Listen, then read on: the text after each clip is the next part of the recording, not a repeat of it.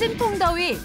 태양을 피하고 싶어서 안간 힘을 써봐도 높아지는 것은 불쾌지수, 떨어지는 것은 체력이죠. 네, 여러분 안녕하세요. 안전지킴이 배미순 인사드립니다. 오늘도 안전사고 예방을 할 수 있는 좋은 정보를 여러분들께 전해드려야 되는데요. 그런데 날씨가 워낙 덥다 보니까 아무것도 생각이 안 납니다. 여러분 이럴 때는 어떻게 해야 되죠? 강으로 놀러 가는 게 짱이죠. 물놀이 가고 싶어요. 계곡이요. 시원하고 좋잖아요. 가까우면서도 자연을 물씬 느낄 수 있어 강과 계곡을 찾는 분들이 많은데요. 최근에는 캠핑족들이 늘어나면서 이곳에서 피서를 즐기는 분들이 증가하고 있습니다. 야, 여러분 제가 와 있는 이곳은요. 시원한 물이 흐르는 홍천강입니다. 이렇게 물에 발을 담그고 있으니까 그야말로 더위가 확 가시는 그런 느낌이 드는데요. 그런데 그거 알고 계세요? 이렇게 겉으로는 한가로워 보이는 이런 강이나 계곡 등에 의외로 많은 위험 요소가 도사리고 있다는 사실. 찾는 사람들이 늘어나는 만큼 사건, 사고도 끊이지 않는 법. 고요 속의 위험, 한여름 흐르는 물이 위험합니다.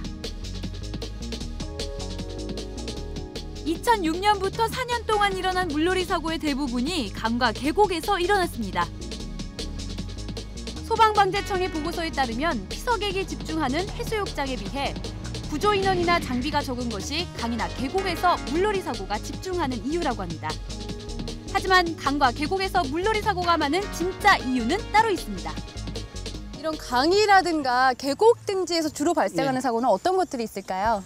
가장 많이 발생하는 사고가 음주에 의한 사고를 들 수 있습니다. 그리고 보호자 없이 어린이 혼자 수영을 하다가 발생하는 사고를 들 수 있고요. 그다음 위험 지역에서의 무리한 수영, 그리고 악천 속에서 또한 무리한 수영에 의한 사고를 들 수 있습니다. 지역별 물놀이 사고를 보면 강과 계곡이 많은 강원도와 경기도 지역에서 물놀이 사고가 많았습니다. 높은 파도가 치는 바다에 비해 흐르는 물은 안전할 것이라는 안일한 생각 때문일까요? 강과 계곡에서는 특히 피서객의 부주의로 인한 사고가 많다고 합니다.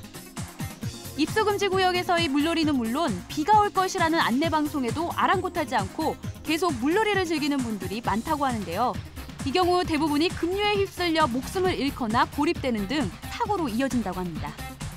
산강 계곡에는 특히 여름철에 게릴라성 호우가 많이 발생이 됩니다. 이때 계곡에 물이 갑자기 불어나서 고립되면 심각한 위험에 처할 수 있기 때문에 기상 상황을 사전에 파악을 하셔야 되겠고요. 사전에 대피할 수 있는 고지대가 있는지 또 대피로는 있는지를 확인을 하셔야 되겠습니다. 또 낙석이나 산사태가 있는 그런 위험한 지역은 야영지로 선택해서는 안 되겠습니다. 강과 계곡에서의 안전사고를 막기 위해 강원도 홍천강에서 물놀이 인명피해 절반 줄이기를 위한 행사가 열렸습니다. 이날 행사에서는 아주 중요한 전시와 시연도 함께 있었는데요. 바로 안전한 물놀이를 위해 꼭 필요한 각종 안전장비의 사용법을 직접 배울 수 있는 시연회였습니다. 사람이 물에 빠지면요 가장 먼저 도와주러 오는 분들이 바로 구급 응급대원이시잖아요. 예, 그렇죠. 예, 어떤 조치를 가장 먼저 취하시나요?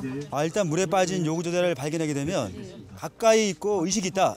이럴 경우엔 저희가 가지고 있는 구명환 이거를 던져서 구조를 하게 될 것이고요. 네. 익수자를 구하는 구조장비 중 하나인 구명환은 강과 계곡 등 물놀이 안전사고 다발 지역에 비치되어 있습니다. 만약에 사고가 일어난다면 이 구명환을 이용해 일반인도 인명구조 활동을 할 수 있습니다. 거리가 멀고 요구조자가 의식이 없다. 이럴 경우에는 저희들이 확보한 레스큐 튜브를 직접 가지고 들어가서 구조를 해서 나올 것입니다. 물에 빠져 정신을 잃었다면 구명환은 아무리 던져도 소용이 없겠죠. 이럴 때는 구조용 튜브를 이용해 익수자 가까이 다가가서 인명구조를 할 수 있습니다. 소방방재청에서는 물놀이 장소에 각종 구조 장비를 비치하는 등 만약의 사고에 철저히 대비하고 있습니다. 작년에 물놀이 사고가 난 지역이 전체를 합치면 우리나라에서 730군데입니다. 이 730군데에 50m 간격으로 해서 물놀이 안전요원을 배치합니다. 위험한 지역에는 들어가지 않도록 지도를 하실 것입니다. 그때는 그 말씀에 따라 주셔야 되겠습니다. 물놀이 사고 예방 행사에서 웬 시상식이죠? 상을 받는 이 중학생, 알고 보니 물에 빠진 어린이를 구했다고 합니다. 아이가 저희한테 와가지고 사람이 빠졌다고 해서요. 저희가 그 아이 2명을 건져내고 입에다가 바람을 불어넣으면서 하는 심폐소생술을 학교에서 가르쳐 주셔가지고 그렇게 했더니 어떻게 됐어요, 그 친구들은? 네, 입을 이렇게 막 뻐끔뻐끔거리면서 물을 뱉으면서 숨을 쉬었어요. 야, 아니 심폐소생술이 정말 중요한 거네요. 사람 목숨을 구하는 데 있어서 저도 한번 이 심폐소생술 배우러 가봐야겠어요. 함께 가시죠. 물에 빠진 사람 구하는 것만큼 중요한 것이 바로 심폐소생술이죠. 먼저 환자의 코를 잡고 입으로 2번 산소를 불어넣어준 다음 환자의 가슴을 분당 100회의 속도로 30회 정도 눌러주고 의식을 찾을 때까지 반복합니다. 이렇게 익수자 발생 시 빠른 대응으로 심폐소생술을 실시하지 않으면 환자의 생명을 잃을 수 있기 때문에 빨리 실시해줘야 합니다. 가장 중요한 것은 예방일 텐데요. 어떻게 해야 안전하게 물놀이를 즐길 수 있을까요? 깊지 않는 곳을 일단 선택을 하고요. 물살이 센 데든가 이런 것은 이제 좀 피하고. 물속에 들어갈 때는 좀 준비 운동도 좀 하고 물을 잘 살펴보고서 들어가고 이끼가 많이 끼었나 좀 보고. 수영 금지 구역이나 호로 물이 불어났는데 수영을 한다고요? 안 돼요. 바위를 다이빙 대 삼아 다이빙을 한다고요? 안 돼요. 계곡 밑에 그 바닥은 보통 일정하지가 않습니다. 굴곡도 심하고 그래서 그 수심을 알 수 없는 경우가 많거든요. 그리고 이제 굴곡부에서는 소용돌이에 또 휘말릴 수가 있기 때문에 각별히 주의하셔야 되겠습니다. 물 좋고 산 좋은 곳에 오면 절로 식욕이 왕성해진다고요? 하지만 물속에 들어가기 전 지나친 가식과 과음은 자칫 사고로 이어질 수 있다는 사실 꼭 기억하세요. 잠깐!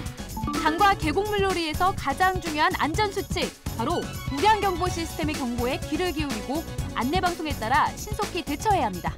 보다 중요한 것은 국민 여러분들께서 물놀이 사고가 나지 않도록 적극적으로 협조를 해주시는 일입니다.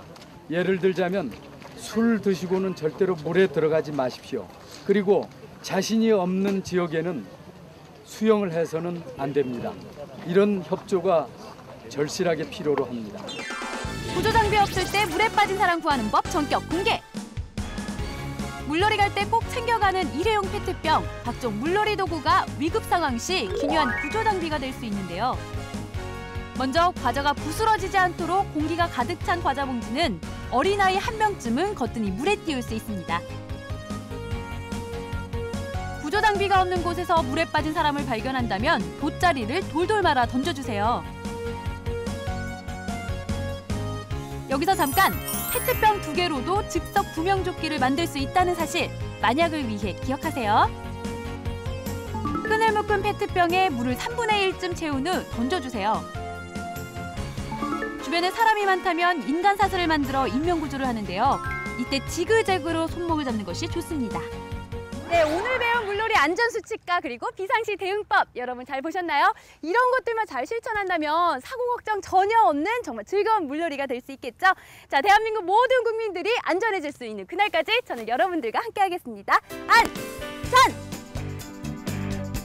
부담 없이 찾을 수 있어 많은 도시인들의 피서지로 각광받고 있는 강과 계곡. 기본 안전수칙만 잘 지킨다면 올여름 강과 계곡은 보다 더 즐거운 피서지가 될 것입니다.